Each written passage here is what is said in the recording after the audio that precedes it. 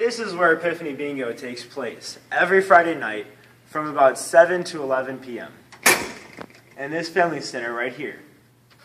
These seats are usually filled up with eager parishioners really anxious to win a whole lot of money and hoping that they can strike it big with winning the big blackout of $750. Players sit, and an average night in this room will hold anywhere from 180 to 200 people. And the busiest of nights will be well over 250 people. This right here is the bingo board in which they put the numbers in, and it helps call. Usually this will be out here in this area. And once the number is put in, it shows up here and gives a visual example for those that have hard of hearing. Also a visual example of the next number being called. And so if you want to skip ahead. It's the concession stand where we sell from food, any food, hot dogs, barbecue brisket burgers, to drinks, all sorts of sodas, popcorn, and we even have a little preparation area in the back to keep our customers satisfied with food and drinks. And this right here is the bingo office, where they count the money and where they hold it, and they calculate all the profits. This is where you come into the windows, buy the board, buy the daubers or the markers that you need for your cards, and you you purchase it and you go sit down and play. Now back here is where they have all the daubers, as they're called, or markers, for the bingo boards. And they have bingo boards. And so this is the storage of all the bingo equipment. Okay, so I'm Nick Slezak, and I'm here with Mr. Ben Birch, a volunteer here at Epiphany Bingo.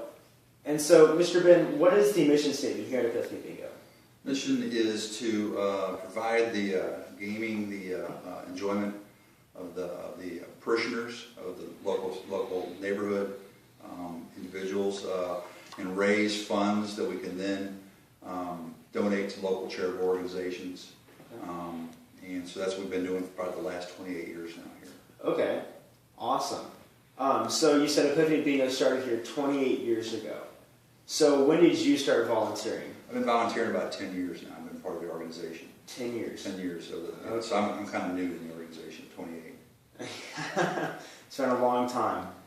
So how much has Epiphany Bingo grown since you started volunteering? Actually, it's been about stable. When they started off 28 years ago, they would get probably 100, 150 people come at a time.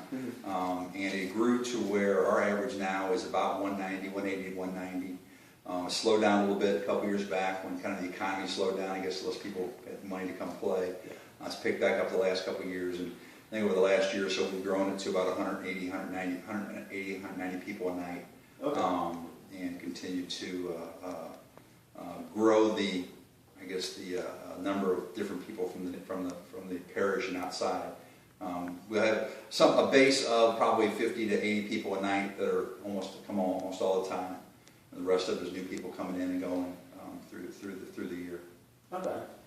So then, how many volunteers do you have on a single team to put this event on? We probably have a total of about 100 volunteers altogether. There's 4 teams, so it's pretty much evenly distributed across. We have a few people that work on more than one team, but each individual basically works on one team every 4th week. Volunteer here, then you step when some teams are a little short here or there, you might go across and work with one of the other teams. But it's, like I said, it's about 100 volunteers altogether that keep this going. Wow, that's a lot. It is a lot. So then what is the biggest challenge you face here? One of the biggest challenges is to maintain the level of volunteers. You have people that kind of come and go, so we always kind of have the word out there. We do a little bit of advertising in the bulletin and local newsletters and stuff for bingo. It's pretty well known word of mouth in the area, so there's not much to that. But mostly it's just keeping the volunteers, keeping up with the state regulations. This is all regulated by the state, so we have to keep up with that. Things change year to year, but that's probably about it. Okay, then how do you also, in a team, account for the volunteers and the concessions? Yeah, probably so. Of the 25 a night, there's probably 5 or 6. Yeah, so it's 20 on the floor, 5 or 6 in the kitchen. There's 4 teams in the kitchen that work. Okay. It's different groups that have their own teams that do the kitchen work. 2 of them are Knights of Columbus. The other 2 are individuals that have teams. So, Okay, cool.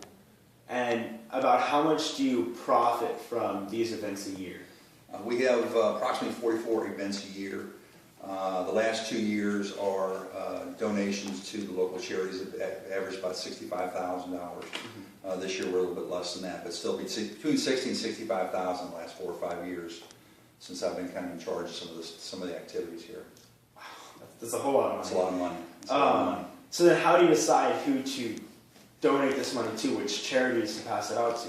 We have a policy that we passed a few years back, and basically we indicate that our goal is to keep the money pretty much in the community. So we find local organizations. There's a lady that works here at the church in the outreach program, and each quarter the state has a formula that they provide to us, tells us how much we need to distribute to local charities based on how much money came in during that quarter.